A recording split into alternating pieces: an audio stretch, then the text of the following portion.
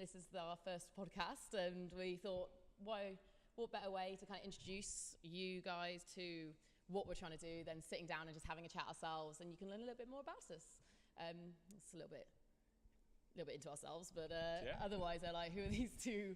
They might have heard your name. Well, I think it's important that if we are going to do something like this, which we are, that people know who we are and what we're planning to do, and where we're planning to take it. And people are really having super detailed chats that people enjoy listening to. We don't have anything like that going on in the UK, so no one's being highlighted here, especially in the CrossFit scene. I mean, hopefully we're going to go further than that and look into fitness as well. But yeah, I think it's super important that we can highlight some of our athletes we've got here, me being one of them. Yeah. And see what we can do with it. I've actually already set you up in a non-CrossFit scenario, and I can't wait to see how this goes. He doesn't know about this yet, so I have no idea what you're talking about. I've organised you to go to F45, and we want to see what a regionals athlete can do against one of F45's best, who has just been invited to Australia to compete on behalf of the UK. All right, let's do it. What's going to be great for some of you guys to see is some of the things we're working on is not only bringing you a podcast where we get to talk to people, but also using their skill set and what they do, whether they be more rowing based, like we're going to have similar today, or whether they are more, lifting based, that sort of thing. And we're going to bring their different movements into our podcast. And me and Lauren are both going to do those together and see who wins. Yeah, so this is the best thing about having us. Okay, so you got Josh, who, like, in my eyes, is like the elite athlete, and then you have me. Not yet. I'm coming. You're not bad. And then you have me, who's like middle of the ground. Like I'm not shit, but at the same time, I'm not about to go and podium anytime soon either. So hopefully, if we both do it, it gives you a really good like. She recently just crushed tribal, but we'll talk about that again. I don't think 29 crushing it. But we were really happy to come in the top 50 given we met the week before. Our team at least. There's such a thing as a tribal come down.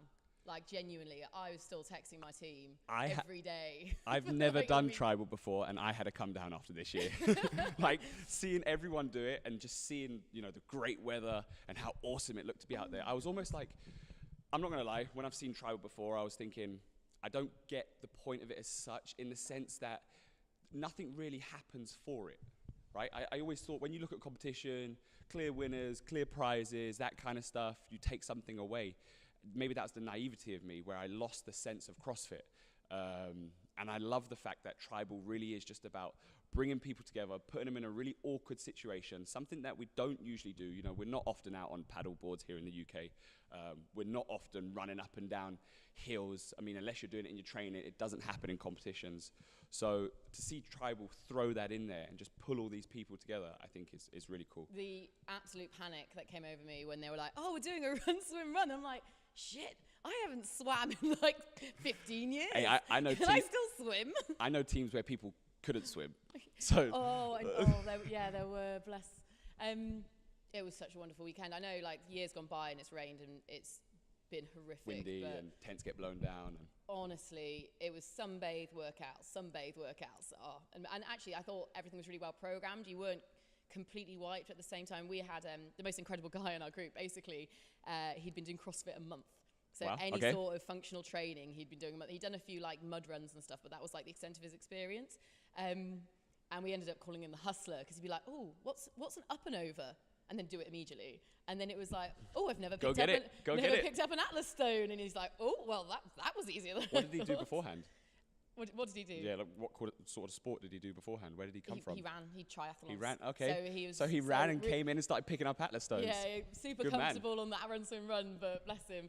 Honestly, Sean, we were just jaws on the ground, like, how are you doing this? This has taken me years, like years of training.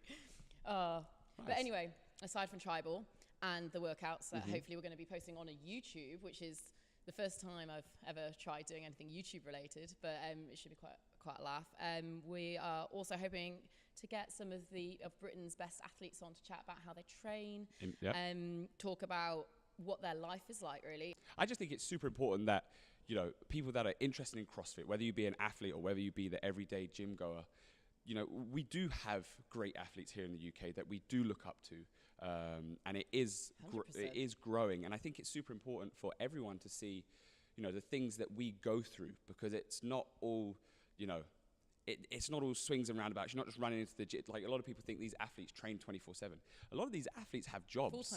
Full-time jobs, you know, and they're still committed to being in the gym. And I think it's super important for people to see how hard these guys are working. To be where they are. To be where they are, and also how possible it is for other people to do it. You know, it's not completely out of reach. And I remember when I first came into the sport, I looked at it and I was like, wow, how are these guys even doing this stuff? I remember when I first saw a muscle up and I was like, how am I ever going to get a muscle up? That just looks impossible. I still have not got a muscle up. It's 4 years down the line and I still can't do it. The more you do and the more you realize, you can see that these things are possible. It just takes the work. And it'll be great highlighting some of those guys and showing the work ethic that they have. Yeah.